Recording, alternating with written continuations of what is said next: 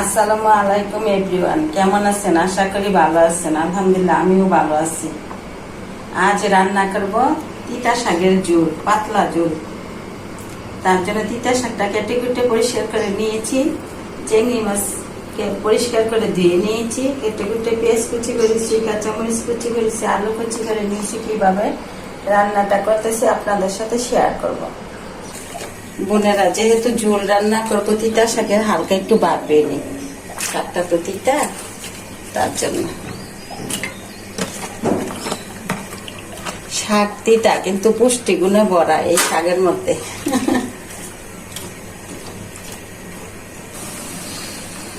বোনেরা, তিতা শাকটা বাপানো হয়ে গেছে, এখন ছেঁকে নিচ্ছি।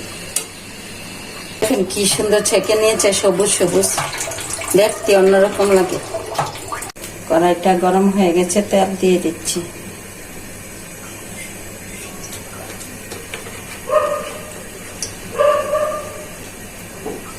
তেলটা গরম হয়ে গেছে, পেঁয়াজ কুচিগুলো দিয়ে দিচ্ছি।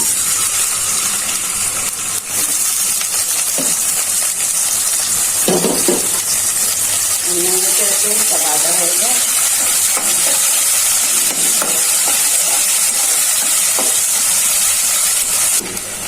পেঁয়াজটা হালকা ভাজা হয়ে গেছে, এখানে চিংড়ি মাছগুলো দিয়ে দিচ্ছি।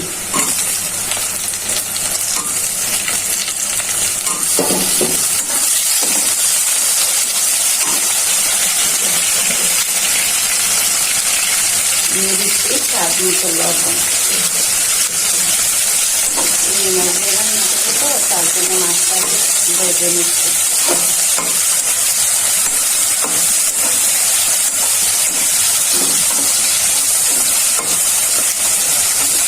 এখন চিংড়ি মাছটা ভাজা হয়ে গেছে, হালকা একটু ঝোল দিয়ে দিচ্ছি, দিয়ে মশলা দিয়ে একে একে দিয়ে দিচ্ছি। দিয়ে দিচ্ছি পরিমাণ মতো রসুন বাটা,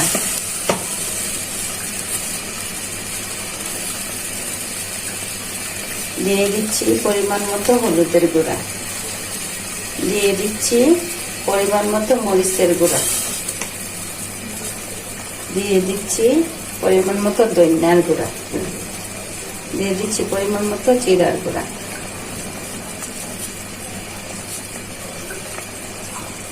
এখন নেড়ে চেড়ে ভালো করে কষিয়ে নিব। সাথে দিয়ে দিচ্ছি আলুগুলো। আলুটি তো শক্ত, ভালো করে কষানো হয়ে যায়।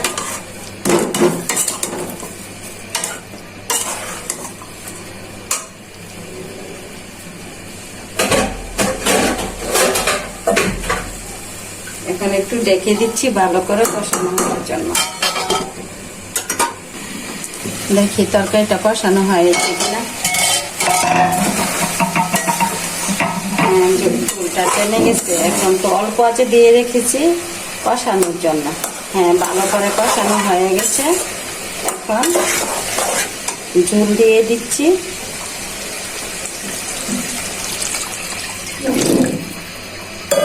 আর চুল আঁচটা হাই হিটে দিয়ে দিব ভালো করে তরকারিটা হওয়ার জন্য। তিতা শাক, তিতা ঠিক আছে, সত্য কথা তিতা, তবে তিতা শাকটা অনেক উপকারী। এটা অনেক পুষ্টিগুণে ভরা তরকারিটা। এরকম ভাবে আপনারাও রান্না করে খেয়ে দেখবেন। তেমন সত্য কথাও তিতা, কিন্তু জীবনের জন্য অনেক উপকার। আর জীবনটা ভাই ও বোনেরা, 2 দিনের দুনিয়াতে আসার সিরিয়াল আছে, কিন্তু যাওয়ার সিরিয়াল নাই। যে কোনো মুহূর্তে আমরা মারা যেতে পারি। জীবনটাকে সত্য কথা দিয়ে চালানোর চেষ্টা করবেন। হাই হিটে দিয়ে দিচ্ছি যাতে ভালো করে তরকারিটা হয়ে যায়। তো বোনেরা, দেখি তরকারিটা হয়েছে কিনা।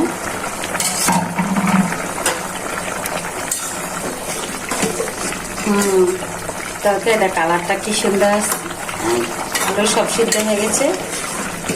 এখন একটু চেখে দেখি। মাশাআল্লাহ, সেই টেস্ট। তিতা বলতেই লাগে না। এরকম ভাবে রান্না করে বোনেরা খেয়ে দেখবেন, একদম তিতা না। আর দেখেন তরকারি কালারটা কি সুন্দর হচ্ছে, মাশাআল্লাহ। যে সবুজ সবুজ। দেশ বিদেশ থেকে যেই ভাই ও বোনেরা যেই প্রান্তে থেকে দেখে থাকেন, সবার জন্য আমার অসংখ্য ধন্যবাদ রইল। আপনারা আমার ভিডিওগুলো দেখেন, তার জন্য আমার মনে উৎসাহ লাগে। আমার রান্নাটা আপনাদের সাথে শেয়ার করি। আর আপনারা সবাই সুস্থ থাকেন, ভালো থাকেন। আমার ভিডিওগুলো বেশি বেশি দেখবেন, লাইক করবেন, কমেন্ট করবেন, সাপোর্ট করবেন। আল্লাহ হাফেজ।